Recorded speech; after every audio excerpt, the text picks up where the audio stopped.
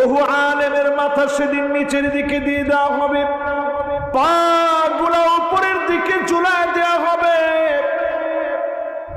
টেনে টেনে বহু আলেমকে জাহান্নামের দিকে নিয়ে যাওয়া হবে।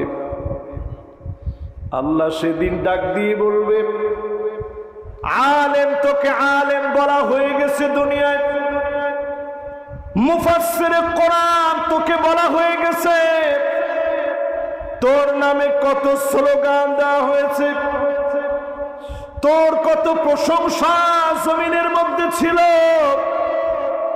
এই জন্য যত আলেম আছেন প্রতিনিয়ত আল্লাহর কাছে বেশি বেশি কাঁদবেন।